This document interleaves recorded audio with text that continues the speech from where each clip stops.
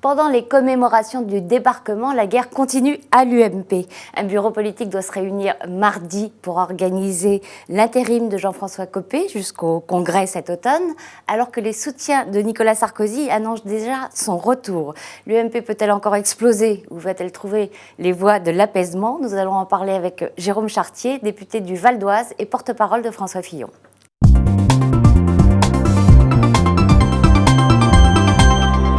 Jérôme Chartier, bonjour et bienvenue. Bonjour. 3 questions auxquelles je vous demande de répondre par oui ou non. Laurent Fabius a-t-il raison de lier le sort du traité transatlantique à une diminution des sanctions réclamées par la justice américaine à BNP Paribas? Oui. La France doit-elle livrer à la Russie les navires Mistral que la Russie avait commandés en 2011? Oui. Jean-Claude Gaudin a-t-il raison de continuer à demander un moratoire sur l'application de la réforme des rythmes scolaires? Oui. 3 oui. Je ne suis pas contrariant. Pas contrariant. Alors, on parlait de la guerre à l'UMP, elle ne se résume pas à un problème de personne, il y a aussi la question de la ligne. Je vous propose d'écouter ce qu'en disait Charles Pasqua ce matin. Je crois qu'à partir du moment où on flageole sur ses propres convictions, il ne faut pas s'étonner du résultat. Si l'UMP se laisse trop orienter vers les centristes, elle dégage une portion qui est occupée par d'autres. Et c'est le cas du Front National. Son analyse est-elle juste? L'UMP est un rassemblement et en cela, l'analyse de Charles Pasqua est juste. C'est un rassemblement. Ça veut dire qu'il faut de la place à la fois... Mais est-ce qu'elle flageole? Moi, je n'ai pas le sentiment qu'elle flageole. J'ai le sentiment surtout qu'elle a besoin de s'exprimer, cette UMP. Elle a besoin aujourd'hui, et c'est la raison pour laquelle un congrès prochain sera extrêmement utile pour l'UMP. Elle a besoin d'exprimer ses convictions, toutes ses convictions. François Fillon a dit qu'il fallait absolument qu'il y ait un seul candidat entre la droite et le centre à la présidentielle de 2017. Est-ce que cela suppose un recentrage des positions de l'UMP, comme le souhaite Alain Juppé? Non, cela suppose surtout que tout le monde accepte le principe de la primaire ouverte. Ça veut dire que la primaire ouverte, ça soit vraiment le mode de sélection du candidat de la droite et du centre, de telle sorte qu'un seul candidat arrive au premier tour de l'élection présidentielle et que le risque que Marine Le Pen soit au deuxième tour de l'élection par une dissémination des voix de la droite et du centre puisse disparaître. Mais là, vous ne répondez pas du tout aux questions de ligne. Est-ce qu'elle est trop au centre? Trop à droite? Mais c'est justement ce que j'ai dit tout à l'heure. J'ai dit que le Congrès était là pour ça. La question de la ligne, c'est une question... Pour vous aujourd'hui? Ah, pour moi. Oui, si vous me posez la question de moi, qu'est-ce Ouais. que je veux comme ligne pour l'UMP, aujourd'hui, la ligne de l'UMP, c'est pas seulement une ligne de droite ou du centre, c'est une ligne sur la stratégie économique qui doit être celle de la France. Moi, une stratégie économique, c'est pas une stratégie à la droite de la droite, c'est pas une stratégie au centre du centre. C'est une stratégie qui doit s'assumer libérale. Aujourd'hui, cette stratégie-là... Le mot est lâché. Cette stratégie-là n'existe pas. Moi, je veux qu'elle existe. Je veux qu'elle prenne sa place au sein de l'UMP, puisqu'en l'occurrence, on a toujours l'habitude de timorer le terme de libéralisme. Moi, je pense qu'il faut qu'on l'assume. Il est même tabou, oui. Je pense qu'il faut qu'on l'assume et je pense qu'il faut qu'on puisse débattre de cette ligne à travers les grandes options qui sont celles de la vie politique française. Or, pour moi, le centre, la droite, ça peut être une position, mais ce n'est pas une option idéologique. Alors, on va parler un peu mécanique. Le prochain président de l'UMP, qui sera élu en octobre ou en novembre, la date du congrès d'ailleurs, n'est pas encore fixée, vous elle aviez sera dit par le octobre. bureau politique. Vous êtes d'accord pour repousser à novembre? Écoutez, ça sera le bureau politique qui va prendre la décision et c'est très Vous, bien comme ça. personnellement, vous êtes d'accord? Moi, personnellement, ce que je veux, c'est que tout le monde soit d'accord. D'accord. J'ai besoin de cette UMP rassemblée, j'ai besoin de cette unité parce que les adhérents, tous les sympathisants de l'UMP la souhaitent. réclament. Ils en ont besoin aujourd'hui. Alors, ce nouveau président doit-il s'engager à ne pas briguer l'investiture de l'UMP pour la présidentielle? Je pense que ce serait préférable. Ça serait préférable qu'il soit président de l'UMP à temps complet. Ça serait l'idéal. Maintenant, bien sûr, rien ne l'empêche. Les statuts, d'ailleurs, prévoient les conditions dans lesquelles le président doit démissionner s'il souhaite briguer... Ça veut dire que vous n'êtes pas pour un changement de ces statuts? Ça veut dire que je souhaite que ces statuts soient conservés en l'état. Ils ont été bien travaillés, ils ont bien évolué. Et je pense, en revanche, que du fait de la situation un peu particulière dans laquelle se trouve l'UMP, si nous avions un président à temps plein, un président qui s'engage à ne pas être candidat à la primaire, eh bien, ça serait idéal pour tout le monde. Alors, si Nicolas Sarkozy se présentait à la présidence de l'UMP, comme l'annoncent ses amis, souhaiteriez-vous que François Fillon soit également candidat? Écoutez, je vais laisser le soin à chacun de déclarer sa candidature. Je voudrais simplement rappeler l'urgence, si vous le voulez bien, puisqu'il y a une urgence quand même. L'urgence, c'est le bureau politique de mardi prochain. L'urgence, c'est le rassemblement et l'unité. L'urgence, c'est de faire face à cette situation de faillite qui existe aujourd'hui à l'UMP. C'est une triple faillite. Oui, enfin, Une vous ne faillite pouvez pas non plus faire comme s'il ne se passait Non, rien du côté de Madame Nicolas Beltrame. Sarkozy. Non, mais en revanche, je voudrais quand même rappeler ce qui est aujourd'hui l'urgence. Vous voyez, c'est comme dans tout dans la vie. Il faut fonctionner par priorité. La Oui, mais priorité, parfois, il faut faire plusieurs choses en même temps peut-être aussi. bien, mais il faut fonctionner par priorité. La priorité, c'est faire face aujourd'hui à cette situation de triple faillite de l'UMP, faillite financière, faillite morale, faillite frauduleuse. La deuxième priorité, c'est de faire bloc, de marquer l'unité pour faire en sorte que tous les adhérents qui aujourd'hui sont déboussolés retrouvent le cap et retrouvent le cap avec l'UMP.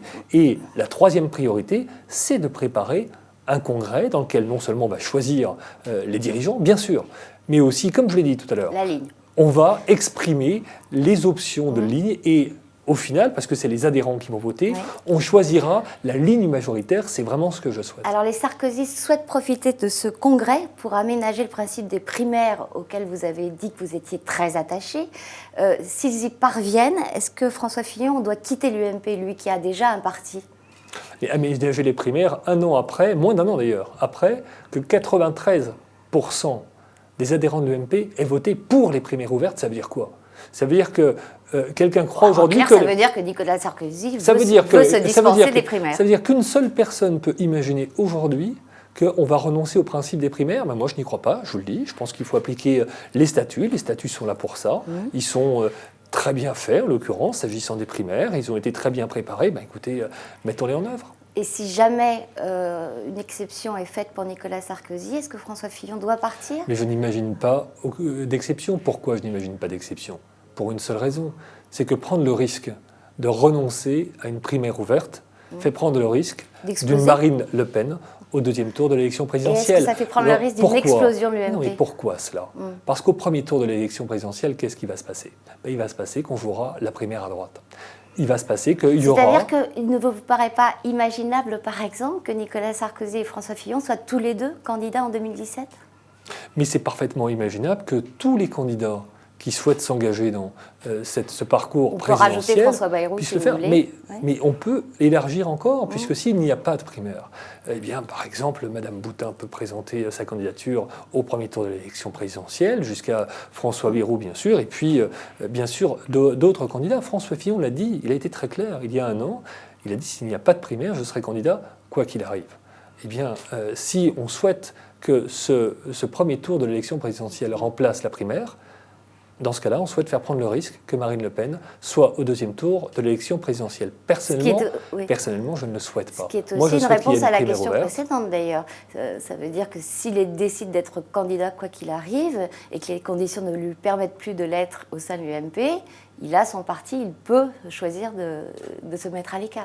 Moi, je crois surtout qu'aujourd'hui, et je vais quand même vous rappeler la priorité, c'est que le rassemblement. Je crois qu'on a compris. Non, mais c'est pas ça. Mais non, on n'a pas compris. Et la preuve, puisque vous revenez sur des choses qui ont lieu après-demain. Moi, je voudrais qu'on parle de demain. Parce que demain, c'est l'urgence.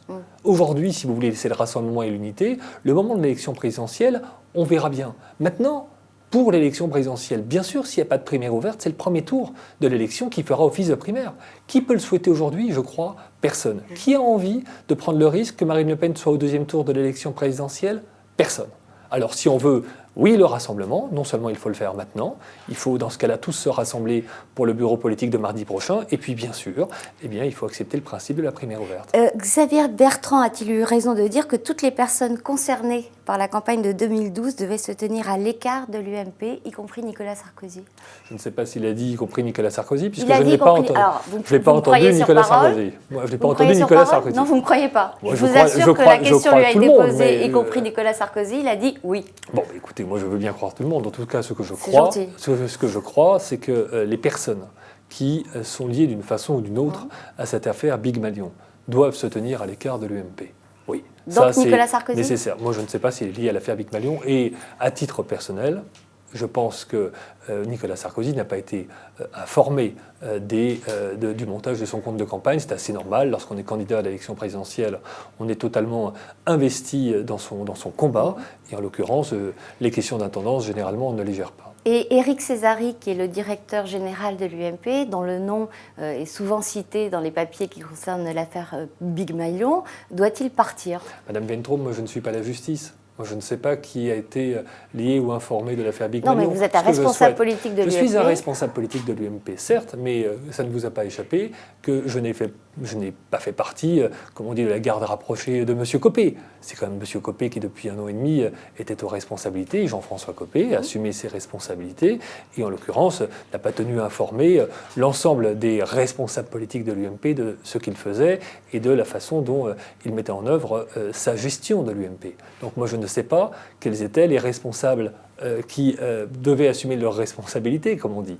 Et je pense que non seulement l'enquête de la justice va nous permettre de le dire, et puis c'est vrai aussi, la nouvelle équipe qui va prendre la responsabilité à l'UMP va pouvoir éclaircir certaines zones d'ombre. Mais ça veut dire qu'Éric Césari doit se mettre à l'écart, selon vous? Mais s'il est responsable, et si effectivement... Et vous attendez que la justice le dise, ou ce serait souhaitable politiquement, moi, ce que pour je l'image du parti, Madame qu'il se Wentraub, tienne à l'écart? C'est comme moi, je vous fais confiance, il faut que vous acceptiez aussi de m'écouter. Qu'est-ce que je dis? J'ai dit qu'une nouvelle équipe allait prendre la responsabilité. La nouvelle équipe, j'espère, va pouvoir lever les zones d'ombre. Donc y compris un nouveau directeur général? Va lever les zones d'ombre, ça veut dire quoi? Va pouvoir savoir qui était responsable et qui était informé de quoi. Donc y compris Dès lors, nouveau directeur moi, je souhaite général? que la logique qui a été définie par Xavier Bertrand s'applique. Toutes celles et tous ceux qui sont liés à l'affaire Big Malion doivent se tenir à l'écart de l'UMP. Eh bien, Jérôme Chartier, merci de cette réponse. Au revoir et bonne journée.